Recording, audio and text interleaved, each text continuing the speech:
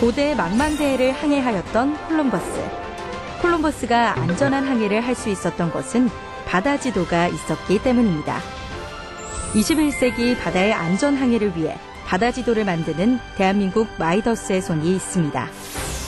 바다의 정보를 신속 정확하게 제공하여 국민의 해양 안전을 지원하는 곳, 바로 국립해양조사원 해도수록과입니다. 국립해양조사원 내 해도수록과는 수로 측량, 해양 관측 등 다양한 해양조사 활동을 통해 얻어진 결과를 분석, 편집하여 바다의 지도를 만드는 부서입니다.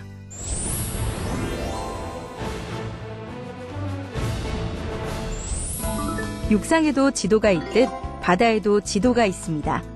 바다 지도는 해도라고 표현하는데요. 선박의 안전한 항해를 위해 해안선, 수심, 수중암초, 침몰선, 항로 표지시설 등 해양의 중요 정보들을 담고 있습니다.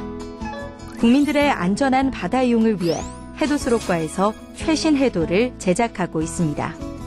그렇다면 해도는 어떻게 해서 만들어지는 걸까요?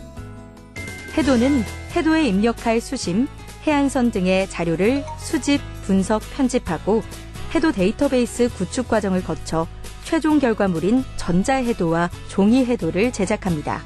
수로 측량을 통해 얻어지는 수심 정보는 최초의 측량원도 도면으로 작성됩니다.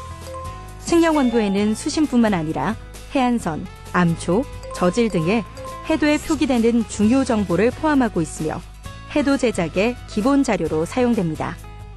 측량원도의 빼곡한 수심은 항해자가 바로 식별하기 어려우므로 기본 편집이라는 과정을 통해 항해에 주의해야 할 얕은 수심과 항로에 필요한 수심을 선택합니다.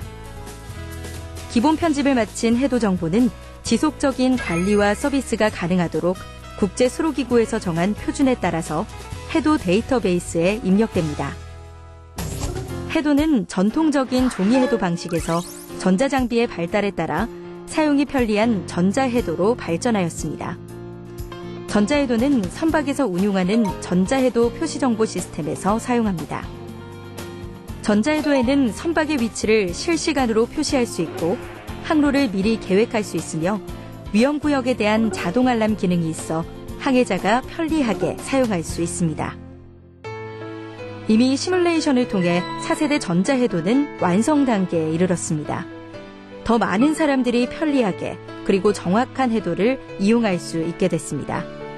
하지만 해도에 표현되지 못하는 부분도 있는데요. 해도에 표현하지 못하는 다양한 항해 정보는 조석표, 연안 항로지 등 수로서지라는 책자 형태의 항해 간행물로도 제작돼 서비스 중이고요. 최근 국제수로기구 IHO에서는 기술 변화에 발맞춰 차세대 수로정보 표준을 정립 중에 있으며 우리나라는 13년 차세대 수로정보 시범 운영국으로 지정되어 미국, 영국과 함께 표준 개발을 주도하고 있답니다. 시시각각 변하는 바다. 해도에 표시된 정보들도 실적절하게 업데이트되고 있습니다. 항로 표지의 신설 또는 변경, 수심 변화, 침선 등 해도에 표기된 정보에 변동이 생기면 주 1회 항행 통보를 간행하여 항해자들에게 알리고 있습니다. 특히 선박 침몰, 수중 장애물, 표류물 등 긴급을 요하는 사항과 해군, 해경 등 주기적으로 이루어지는 해상 사격 훈련 등은 항행 경보를 발행하여 팩스나 라디오 방송 등을 통해 신속하게 정보를 전달하고 있습니다. 한편 해도상에는 모든 정보를 표현하기 어렵기 때문에 수로서지라고 하는 책자를 간행하여 항로 및 항만, 조석, 조류, 항로 표지 등에 대한 상세 정보를 제공하고 있습니다. 국립해양조사원에서 간행하는 수로서지에는 등대표, 조석표, 천측력 등 50여 종이 있으며 항해자가 보다 안전한 항로를 선택하고 항해할 수 있도록 돕는 역할을 하고 있습니다. 해저에도 산이 있고 육상과 마찬가지로 해양에도 만, 수로, 암초 등의 고유한 이름이 있다는 사실 아시나요? 보이지 않는 바닷속도 산, 계곡, 평원과 같은 다양한 지형으로 이루어져 있고 우리는 수로 측량을 통해 이러한 해저 지형의 모습을 파악하여 해저에 지명을 부여하고 있는데요. 대표적인 게 안용복 해산, 울릉분지 등이 있습니다.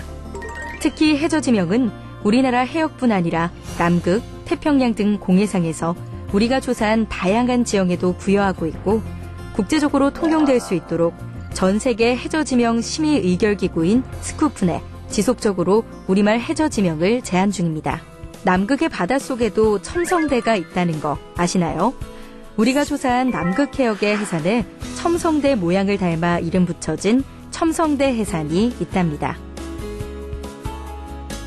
이렇듯 국제등재를 함으로써 우리 관할 해역뿐만 아니라 남극해와 북서태평양 해역이 포함되어 전 세계적으로 우리말 해저지명을 알리게 되었다는 점에서 의미가 깊습니다.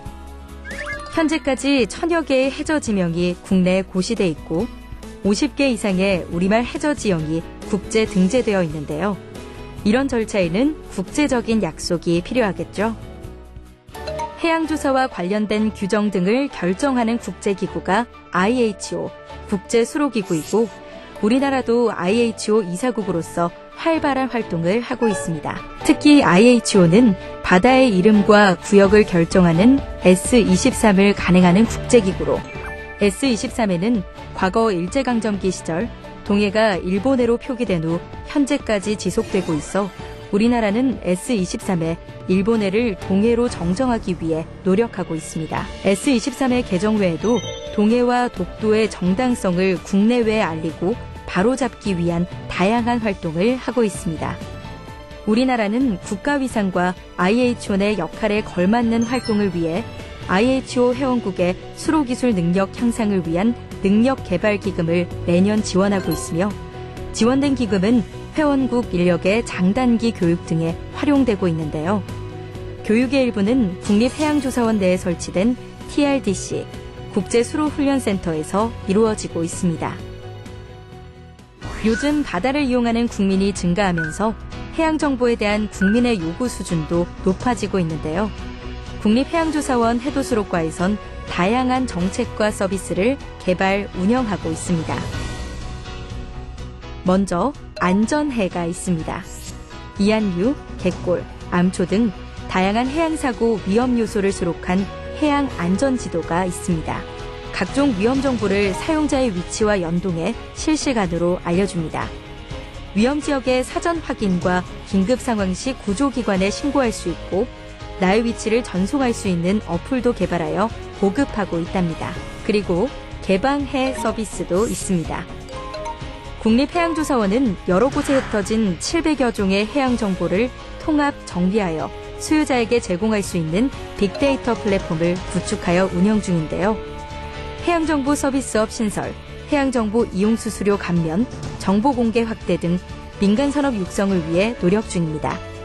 실제 해양조사원에서 제공한 해양정보는 스크린 골프, 낚시, 가상체험, 생활 디자인 등 다양한 분야에서 활용되고 있답니다. 스마트폰으로 나누는 해양정보, 국립해양조사원 해도수로과에서 만나보실 수 있습니다.